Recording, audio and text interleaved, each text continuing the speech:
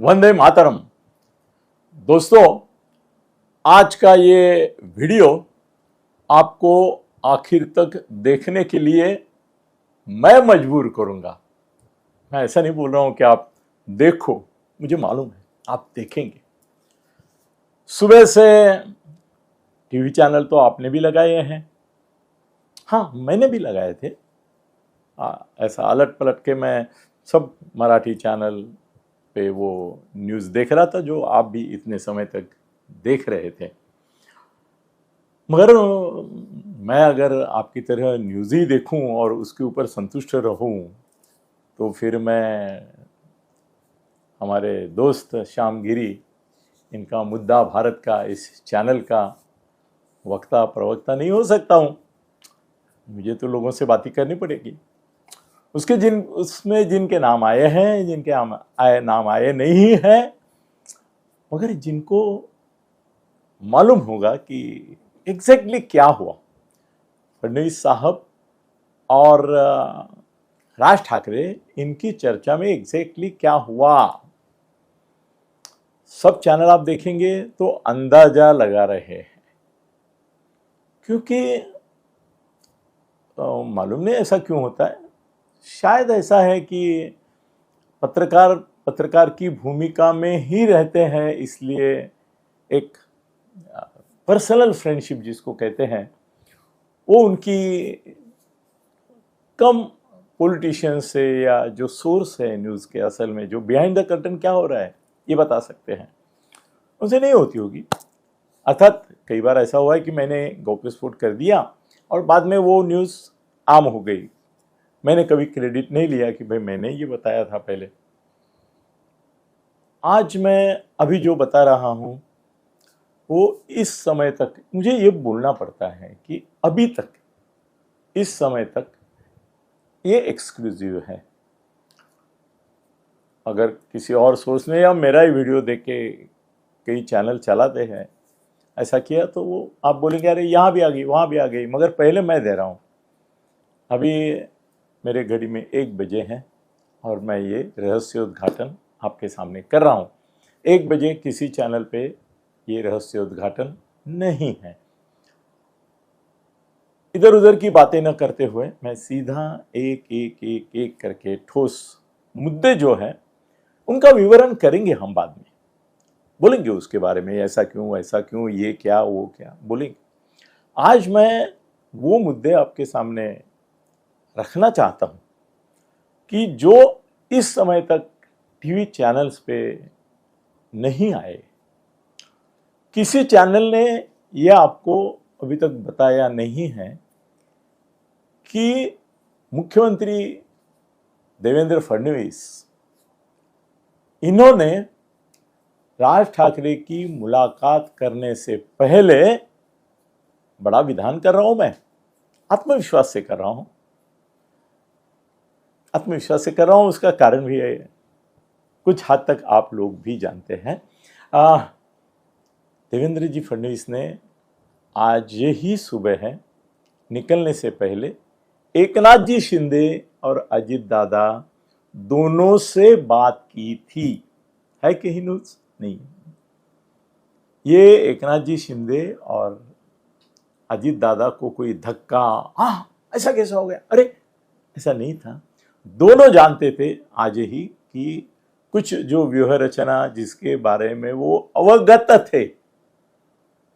थे, फडणवीस साहब ने दोनों को विश्वास में लेते हुए राज ठाकरे का जो एक विषय है वो किस तरह से अपना गेम प्लान आगे बढ़ाने की वो सोच रहे हैं और उसमें सक्सेस होंगे, वो सब का आत्मविश्वास है। ये बात एकनाथ जी को, अजित दादा को पहले ही बता चुके थे और बराबर उस हिसाब से चल रहा था।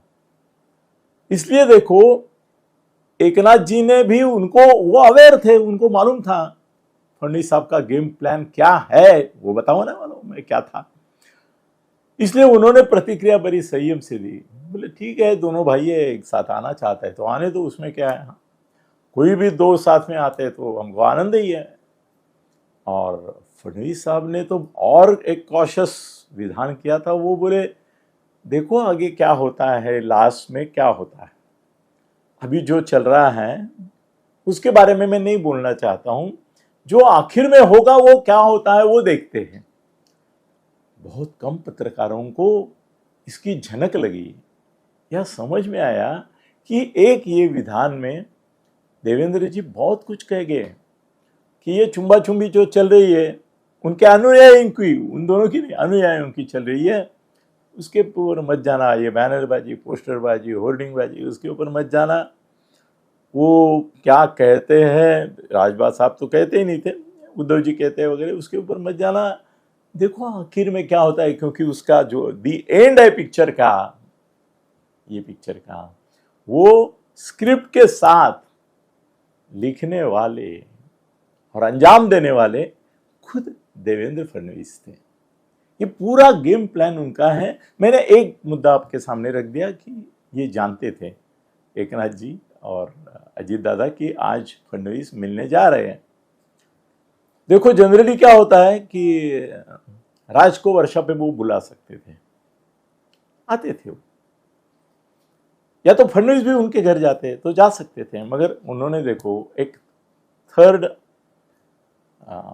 डेस्टिनेशन चुना, और वो भी ऐसा कि जिसको ऐतिहासिक महत्व है। उसी रूम में मिले एकनाथ जी, अपने तुम्हारे देवेंद्र जी और राज ठाकरे को भी याद आया होगा, भाई इसी रूम में हमारी इसके पहले जो ऐतिहासिक मुलाकात हो गई थी वो यही हुई थी। तो इसमें क्या है ना सर, दूसरी एक बात, चलो मैं फटाक से करता हूँ, 6 मिनट हो गए, 10 मिनट में ख़त्म करना है मुझे टेक्निकल कारणों से। तो दूसरी बात ये एक है कि ये सब राज के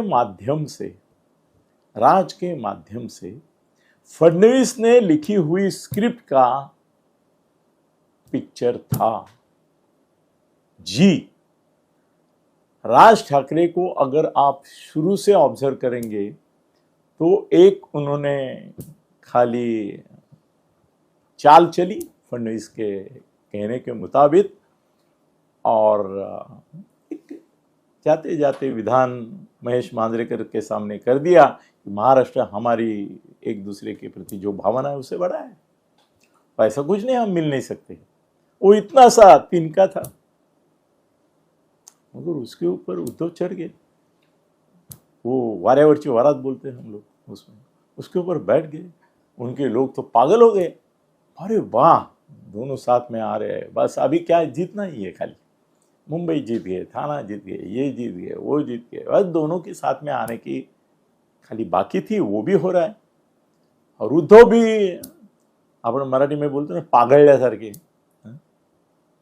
किसी सुंदर नारी के वो देख के जैसे पॉलिटिशियन वगैरह पागड़ते हैं, हाँ, वो बहक जाते हैं, भाई हिंदी में बोले तो बहक जाते हैं। वैसा उद्धव राज ने जो एक सेंटेंस फेंका, जो भी फिर फडणवीस की ही कहने से उसने वो बीज डाल दिया था। उसके ऊपर इन्होंने तो पूरी खेती करने की शुरुआत की, उद्धव के लोगों ने तो ज़्यादा ही किया, उद्धव ने भी किया, दिले लोकांच्या मनात तेच होणार। उसको पता ही नहीं था उद्धव को कि ये फडणवीस का ही गेम है, और अपने को पूरा नंगा करके एक्सपोज करके कि कितना लालची है और कितना घबराया हुआ है, कितना अस्वस्थ है, और उसको लगता नहीं है कि बिना राज, जिसको खाली 2% वोट मिले थे, उसका भी सहारा, दुबते को तिनके का सहारा बोलते हैं, ये तिनका ही है राज अभी तक, मगर वो तिनके को फडणवीस ने एक लकड़ी का ओंडका बना दिया था टेम्पररी, उसको भाव देके। ये भी उनकी चाल थी, मैंने बोला था, आपको याद है तो राज को आर पाटिल ने बड़ा बनाते समय मुझे बोला था कि हम इसलिए उसको बड़ा कर रहे ताकि वो शिवसेना को छेद करे, किया था। 2009 की बात बोल रहा हूं मैं। तो उद्धव संजय की भाषा में वो बन गए, मेरी भाषा में मूर्ख बन गए। बहकते गए बहकते गए, चहकते गए चहकते गए, और आखिर में अभी कल इनका बर्थडे है राज का। तो शायद ये डर था कि बधाई देने के बहाने अगर उद्धव बोलते थे कि मैं पूरी फैमिली के साथ आपके पास आता हूं, तो बड़ी न्यूज बन जाती थी और पूरा शिकम और तब किया ऐसा ही हो जाता था कि भाई दोनों भाई साथ में आ रहे। इसीलिए कल राज ठाकरे ने तो डिक्लेयर किया ही था, मैं नहीं अवेलेबल, मत आना, मैं आ रहा हूं।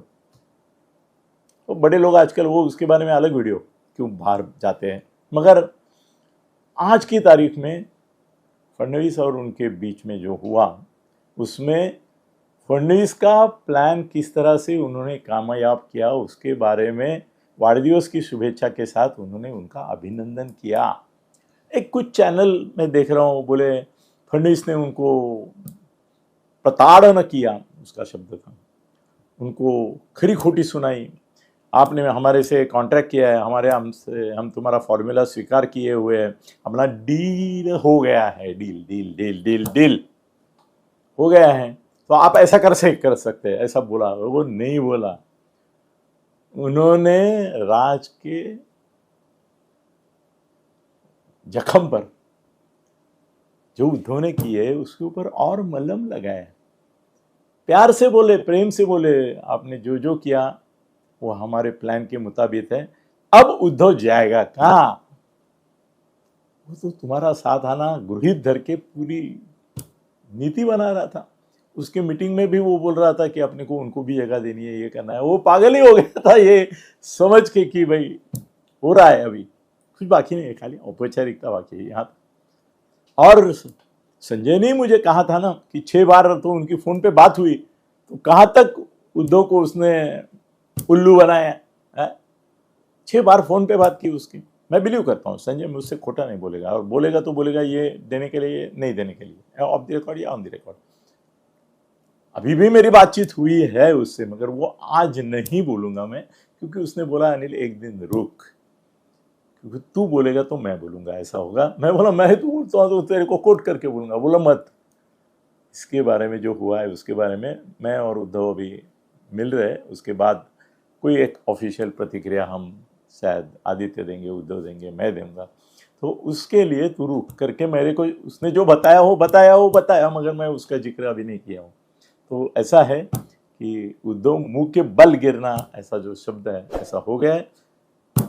राज ठाकरे महायुति में ही थे, महायुति में है, महायुति में रहेंगे। धन्यवाद।